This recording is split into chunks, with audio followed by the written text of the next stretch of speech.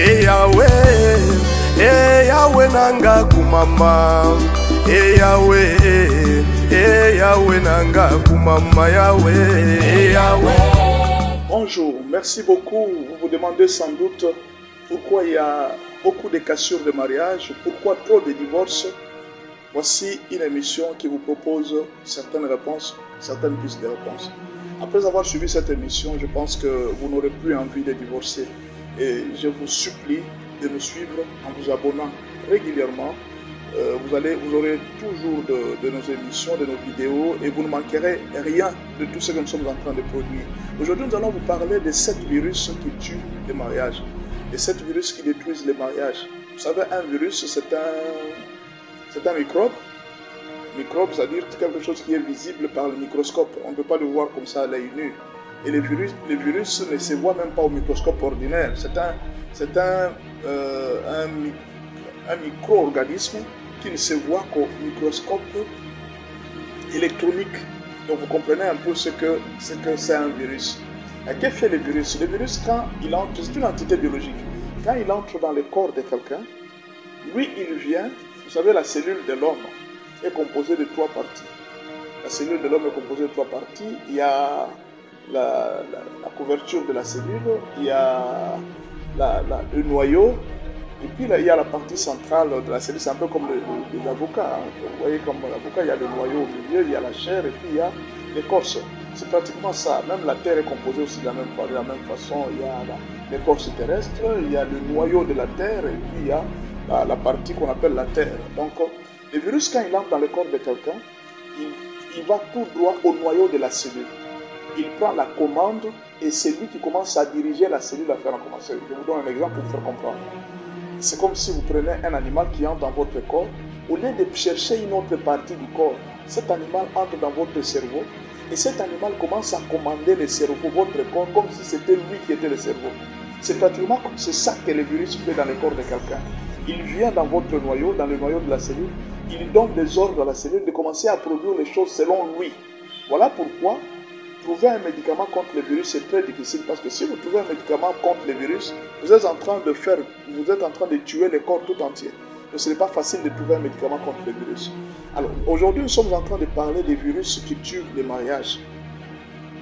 C'est-à-dire, c'est le même système. Le problème vient, il entre dans les mariages et il prend contrôle, il domine tout le monde. Et ça devient comme si c'est ce problème-là qui commence à diriger l'entité. Autrement dit, le problème vient. Au lieu que ce soit les maris qui dirigent la famille, c'est ce problème-là qui commence à diriger et les maris et la femme, et il prend la place de leur autorité.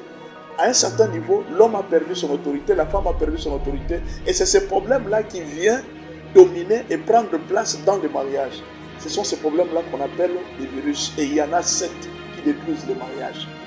Vous allez me suivre attentivement, nous allons parler de 7 virus. Le premier virus, c'est ce qu'on appelle l'influence familiale. L'influence familiale.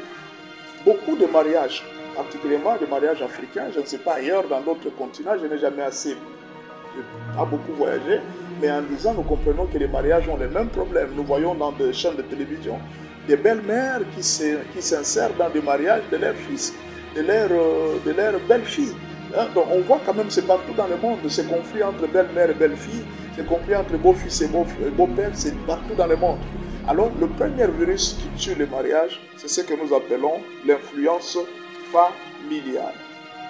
Généralement, quand vous n'avez pas réussi à quitter votre père et votre mère, et qu'au lieu d'être autoritaire dans votre famille, vous laissez la place à votre famille de commencer à prendre l'autorité sur votre femme, en tout cas, préparez-vous à divorcer ou même à casser ces mariages.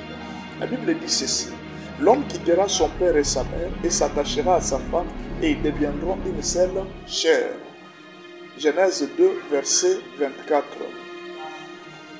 Alors, nous allons parler de quelque chose, comment aujourd'hui, près de 80% des mariages sont en train d'être détruits, parfois aussi à cause de l'influence familiale. Beaucoup de familles ont détruit les mariages. Comment ça commence? Premièrement, quand 80% du mariage de l'homme a été supporté par la famille, c'est la famille qui prendra l'autorité de ce mariage. Je dis ceci, quand l'homme, son mariage a été supporté par 80% de la dot, de la fête par sa famille, ou même 50% seulement. En tout cas, préparez-vous, rassurez-vous. Vous allez voir que c'est cette famille qui prendra le dessus sur ce mariage. Et l'homme n'aura rien à dire, la femme ne pourra rien dire. Voilà pourquoi la femme sera écrasée, elle n'aura pas de place à parler devant ses beaux-frères, devant ses belles-sœurs, et c'est terrible, je vous dis. Deuxième chose, quand la survie du couple continue à dépendre de l'une des familles, là aussi, la famille prend le dessus. Et vous n'avez rien à dire. C'est que la famille commande, c'est ce qu'elle fait. Vous allez voir des belles sœurs qui arrivent à la maison, elles font ce qu'elles veulent. Elles peuvent prendre de la nourriture dans le dépôt, elles prennent, elles font ce qu'elles veulent. Et la femme est écrasée, il n'y a plus de place. Pourquoi? Parce que la survie du mariage continue à dépendre de la famille. Mais Dieu n'a pas menti quand il a dit l'homme doit quitter son père et sa mère. Vous voyez pourquoi on demande parfois que l'homme puisse donner une grande dot?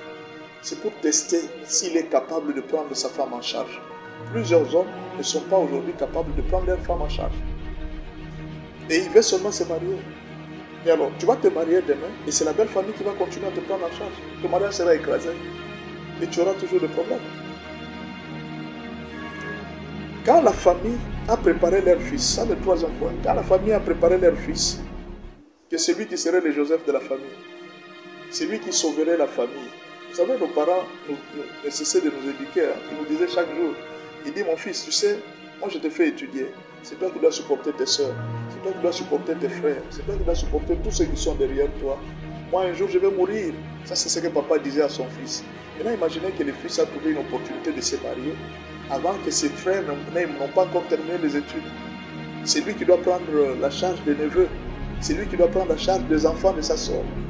Quand il est appelé oncle, et c'est lui le boss de toute sa famille. Et pendant ce temps, quand la femme ose dire que non, mes chéris, l'argent que tu es en train de dépenser, ça peut nous aider à faire aussi nos économies pour faire grandir nos enfants. Voilà, toi tu n'aimes pas ma famille.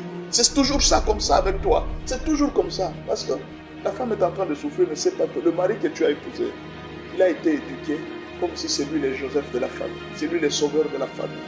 C'est lui qui doit sauver les belles sœurs. C'est lui qui doit sauver les neveux, les nièces. Cette éducation de base influence beaucoup de maris africains qui manquent d'autorité devant leurs épouses. Vous allez trouver que dans une famille, c'est les petits frères qui viennent prendre l'autorité. C'est la petite sœur de mari qui vient prendre l'autorité. Parfois même, c'est le contraire.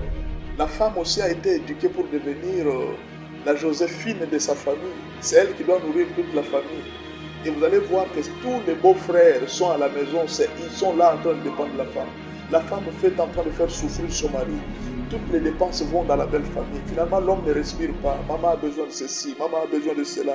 Quand la famille entre comme un virus dans un couple, en tout cas, rassurez-vous, ce couple est en train de partir vers la perdition. Voilà pourquoi nous demandons toujours aux maris africains de ne pas sacrifier leurs enfants pour s'occuper de leurs frères, de leurs sœurs. Non, c'est pas bien. Vous ne pouvez pas sacrifier l'avenir de vos enfants pour vous occuper de vos neveux. Non, c'est pas normal. Ou alors, ne vous mariez pas. Soyez là seulement pour continuer à nourrir vos neveux. Restez célibataires et nourrissez vos neveux. Nourrissez les enfants de vos grands frères, de vos petits frères. Ne vous mariez pas pour faire souffrir la fille d'autrui. Si vous trouvez que vous ne saurez pas vivre avec une femme, en tout cas, ne faites pas souffrir la fille d'autrui. Vous l'épousez et puis quelques temps après, vous commencez à faire souffrir. Frères ou belles-sœurs, sans oublier les belles-sœurs. Ils ont 2 enfants. Cette femme a été chassée par sa belle-mère. C'est la belle-mère qui vient chasser la femme. Elle vient, elle entre dans la maison. Elle dit non, voilà, toi là, tu es en train de jouer avec mon fils. Allez, quitte de chez moi. Quitte de chez toi comment, ma belle-mère? C'est mon mari? Il dit c'est ton mari? Oui, c'est mon enfant, moi aussi. Et le mariage s'est terminé. Parce que la belle-mère était fâchée. Les beaux-frères sont venus, ils ont donné des rapports à la maman. Maman, là-bas, ça ne va pas. Les grands frères sont dominés par sa femme, ça ne va pas. Quand la belle famille, quand la famille du mari s'immisce dans le mariage, en tout cas, beaucoup de mariages ont disparu à cause de l'influence de la famille. S'il vous plaît, chers frères, vous êtes mariés, ne laissez pas votre femme ne laissez pas votre foyer être dominé par votre famille. Si vous voulez vivre longtemps à votre mariage, ne permettez pas à votre famille de se jouer dans votre vie. Ne laissez pas vos problèmes être jugés par vos membres de famille. Non, ne faites pas ça. C'est un conseil que je suis en train de vous donner. S'il vous plaît, ne faites jamais ça. Ne le faites jamais. N'osez pas faire ça. Laissez votre mari, laissez vos frères, vos soeurs vivre là-bas. Continuez votre vie. Nourrissez vos enfants. Faites étudier vos enfants. Ce n'est pas un droit, c'est un devoir. Le devoir, on n'est pas toujours obligé, mais les droits, oui. Les enfants, c'est un droit. Tu as droit. Ces enfants ont le droit de manger de ton argent, mais pas tes frères, pas tes soeurs. C'est juste un devoir. S'il vous plaît, ne faites pas ça. Je ne suis pas contre la solidarité africaine parce qu'elle nous a aidés tous. Faites attention. Je vous supplie de ne pas laisser votre famille influencer votre famille. Merci votre couple. Merci beaucoup pour nous avoir suivis. Nous vous supplions de continuer à nous suivre. Nous vous supplions de continuer, de vous abonner et de continuer cet enseignement. Nous allons parler prochainement du deuxième virus, l'amour des biens et de l'argent. Nous allons parler de ce deuxième virus. Continuez à suivre et soyez bénis. Abonnez-vous massivement à notre chaîne. Merci beaucoup.